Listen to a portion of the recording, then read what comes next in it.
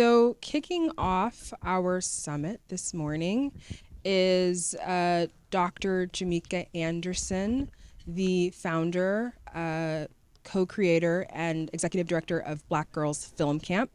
Black Girls Film Camp is a national nonprofit organization that supports high school-aged Black girls in creating and developing short films. And Dr. Anderson, because of her incredible work and vision with this organization, is receiving a Mind the Gap Award at the end of the summit, but she's gonna open up the summit with a wonderful keynote address. So please welcome Dr. Anderson to the stage.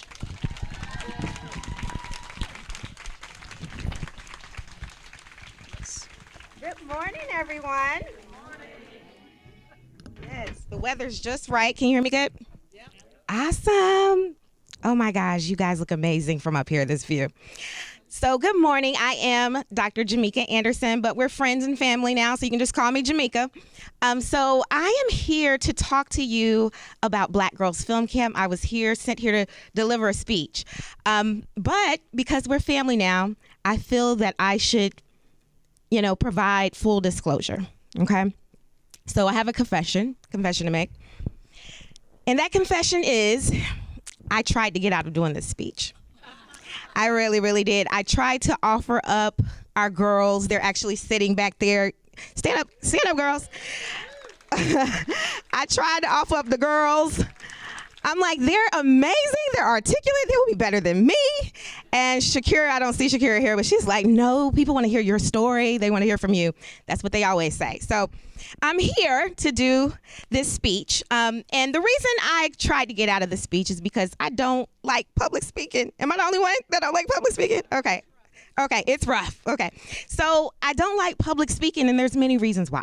Okay. One reason being, when I was a kid, I'm from Charlotte, North Carolina, Southern girl. I struggled and was teased because of my grammar. I used to say words like "liked it" and "I ain't do." That's my vocabulary. That's home talk for me. So I struggle with grammar, even though I got a PhD. That's what editors are for now, right? Thank you for editors. So. So when I have to do these interviews and I have to do these speeches, I have been so accustomed to conforming and performing, right? But I decided I'm not going to do that today. I decided that you all are going to get all this Ave. If you've never heard of the term Ave, that means African American Vernacular English, okay? So you're going to get all of that. And I feel safe to do that here because this is the Mind the Gap Summit, right?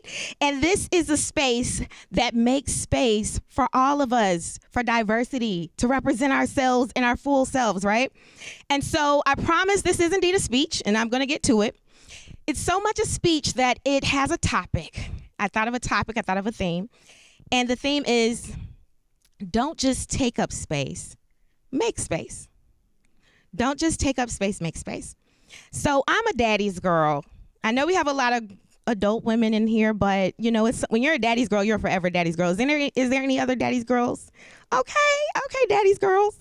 Okay, now I know I saw some hands up. I mean like daddy, not sugar daddy, because there was some of those at the opening night gala. I saw it. So daddy's girl, right? So there's something special about this relationship with the daddy, with having that father-daughter relationship, right? And so my father, he passed away about 12 years ago, and I always have these moments in my journey. He never got to see this journey in my life with doing this work, but I always have these moments where I reflect back on him and our relationship and the lessons I've learned and he taught me. So about 2 weeks ago, me and my co-founder, best friend, creative partner, Sierra Davis, she's back there. Hey, C, raise your hand. We had put together our staff retreat. So this was a big deal because this is the first time we had a staff retreat, because me and Sierra was a 2-woman show for so long, and now we have a team of almost 10 women. So we did this staff retreat in the mountains. We got this beautiful Airbnb, and we were like, oh, wow, this is nice. We made it, girl, we made it. And as we were thinking about that moment, we thought about all the people and the relationships that we've brought along in this journey with us to do this work. And she also made me think about this quote that one of my other friends told me. And my friend girl, she is the sunshine. She's the life of the party. Her name is Lillian. She's back here holding up the camera. She's on the team too. And so she told me this quote a while back. She said, you know what, Jimmeka, if you're friends with you, there's no reason for you to ever be broke. I said, okay. She's like, because you're going to make sure somebody's working and they got some money in their pocket, and you're going to bring them along with. Made me think about my dad. I had this aha moment when I was like, oh my gosh, that was my dad. So my dad taught me these lessons about strong work ethic, about having multiple streams of income.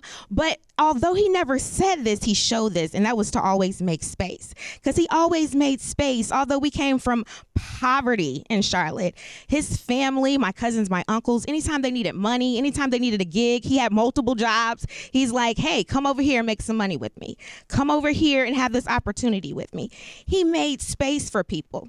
And it made me realize that although I was making space for my friends and all of these relationships that I've nurtured throughout the years and brought along the way, the work that we were doing was making space for Black girls and women across the U.S. So we've been making space just organically without even thinking about it. So how do you make space? I promise this is indeed a speech. I'm getting there. Okay, so how do we make space? Well, it's going to be simple. You're going to walk away and you're going to remember this, okay? You use your eyes. You use your ears, you use your mouth, you use your heart and your hands, okay? So let's dive in it. Your eyes, say eyes. Eyes. So when I was a little girl, I struggled with literacy. I mean, you could have not told me that literacy was my jam. It wasn't. Math, science, I'm that girl. But literacy, I struggled, okay? I struggled. If someone told me to read, I thought it was punishment. Like, read? Oh gosh, my dad's like, did you read that book this summer? And school starts the next day. I'm like, yeah, let me go read this book for class. I struggled with reading, but I excelled with poetry and music and wrote songs, and I did full-fledged performances and full feature films with my Barbies, and I was engaging with literacy outside of the classroom, right? But I never made the connection that that was still a form of literacy. And so it wasn't until many, many years later when I had my daughter, Whitney. She's named after the best singer of all time, okay? Just want to say that. So I had my daughter, Whitney, and she was going into the third grade, and the third grade reading test is such a big deal. And so she was struggling with this third grade reading test. I mean, there was so much pressure. Like every night we were like doing practice tests. But what I noticed about Whitney, although she was struggling at that time with literacy in school, she's this creative writer, and she actually wants to be a screenwriter one day. And she has all these creative stories to tell. She was engaging in literacy in ways that wasn't being embraced in school. And so that eventually drove me to go pursue a PhD. I don't know why I did that, but I ended up going to pursue a PhD and started doing research on Black girls and literacy and media education, because I had become this media literacy educator. And so what I learned in my research was that Black girls score the lowest in literacy proficiency out of their gender peer group, okay? Out of their gender peer group. Additionally, when I was doing a lot of writing and requests to write book chapters about media and representation, I was learning that only 2 to 3% of Black women were the writers and directors in the Hollywood films that we see on TV, which consequently leads to only about 2 to 3% of the stories we're seeing on TV where Black girls and women are the subject. They're the center of the story. And I said, you know what? This is a problem. I saw it. But I saw the problem not just with me, not just with my daughter. I saw the problem as being a bigger issue that impacted millions of other Black girls across the country. See, there's power in seeing beyond ourselves. But if we don't see the big picture, we cannot see the gap. Mind the gap, right? We can't see the gap. And there's so many people out there that are dying to be seen and to be heard, but feeling like they're voiceless. I had a mentor back in college that told me this quote. He said, Jimmeka, everybody wants to be seen. Everybody wants attention. I guess that's why Mark Zuckerberg has made all the money he's made, right? Everybody wants attention. Everybody wants to be seen. He said, men die for it and babies cry for it. And that always stuck with me. But what if you're not hearing that baby crying, right? So let me hear you say ears. Ears. So what if you're not hearing that baby crying? What if you are actually putting on the noise cancellation headphones on your flight on American Airlines from Charlotte to San Rafael, right? What happens on American Airlines stays on American Airlines. Okay? What if you actually put on those headphones?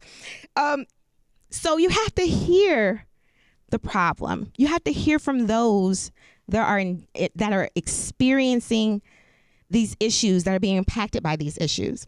There's a quote by Maya Angelou that says, "A bird doesn't sing because it has an answer. It sings because it has a song." And so while all of that data was saying all these things that I didn't want to hear about literacy with Black girls, when you talk to Black girls, you realize they have literacy-rich lives. And they have so many stories that have been untold, that deserve to be told, deserve to be documented. Their experiences that they're having right now in this moment deserve to be documented. And thus, Black Girls Film Camp came about, right? So the next thing is you got to use your mouth. Can I hear you say mouth? Mouth, yes. So once you see the need, you hear about the need, you talk and get to know what the needs are, you got to speak up and you got to speak out. There's a quote by Audre Lorde that says, "Your silence will not protect you. When we speak, we are afraid our words will not be heard nor welcome, but when we are silent, we are still afraid." So you should just speak. Black Girls Film Camp was created as a space to allow Black girls to speak about the experiences and the issues that they're having in real time through film. After their films are created, there's now space being made with communities and festivals like this where these Black girls can share their stories and talk about their issues. It brings around cultural awareness, understanding, and for us, and our goal and our mission is to build empathy with understanding the experiences of Black girls. But in order to do that, in order to have empathy, you got to have what? Heart. There we go. You got it. You got to have heart. So Maya Angelou has a quote that says, "People may not always remember what you said, but they will remember how you made them feel," right? There's something about feeling, about human connection that sticks with us and takes up space in our memory forever, right? So here's a quick story. And I promise this is still a speech, but many people don't know this, but Black Girls Film Camp was supposed to be a one-off program. So I got a grant while I was in my PhD program doing my research, doing my work to launch this program. And I was like, great. Then COVID happened. Then we had to figure out how to redo this because we just let it sit for about a year. And it's like COVID isn't going anywhere. That's back when they were saying every 2 weeks COVID was going to be over. And so I'm like, okay, how am I going to do a film camp without meeting in person? But did not realize it was a blessing in disguise. But it was a one-off. It's going to be initially a one-off program. But what happened is it was this snowball effect where all these women in the industry, Black women in the industry, started coming in and wanting to speak and talk to the girls. And one of those women was a lady by the name of Nichelle Tramble-Spellman. She was the showrunner with Octavia Spencer with the Apple TV show Truth Be Told. And she came and she spoke to the girls. And after she spoke with the camp, she sent me an email. And the email said, "Thank you so much, Jimmeka, for having me today. That was the most meaningful feeling I have felt in a long time. I want to be on your board." See, the problem was I didn't have no board. It was just a program. I like, board? Means I got to do more work. So I told my best friend, creative partner, I said, Nichelle Tramble-Spellman said she want to be on the board. It means we got to turn this into an organization. So secret is that there's possibly no way Black Girls Film Camp can be going into its third year now, have already produced over 30 films, without that feeling Nichelle Tramble felt in that workshop where she reached out and told us she is something about this space, something about this space. And we realized that this space, it's a feeling that's hard to describe, but if I had to kind of channel my poetic side, I would say this feeling is something like sisterhood. It's something like love. It's something that feels like grandma's cooking and kitchen, smells like grandma's kitchen, and it smells like sweet potato pie on Thanksgiving. Collard greens, Baked mac and cheese. Come on. If you ain't been to the South, let me take you there with me. There's something about this space that feels like going to your cousin's cookout in the summer on a hot day and smelling that barbecue outside cooking and hearing laughter in the air that sounds like fireworks bursting in the nighttime sky. There's something about this feeling in this space. It's just so hard to describe, right? It was an amazing feeling, and it took heart to create. It's taking heart to sustain. But lastly, we have to use our hands. You know, you can be passionate about something, but you have to use your hands to build and create space. So it took hands to build this space. Can I hear you say hands? Okay, great. Some people aren't asleep. I'm doing a good job. I'm doing a good job. Okay, so there's this quote by Susan Taylor. She was the chief editor of Essence magazine for quite some time, and she has this quote that she says, "Hands that serve are holier than hands that just pray." And that quote has always resonated with me because I have a heart of service. And so that means I have to reach out my hand, right?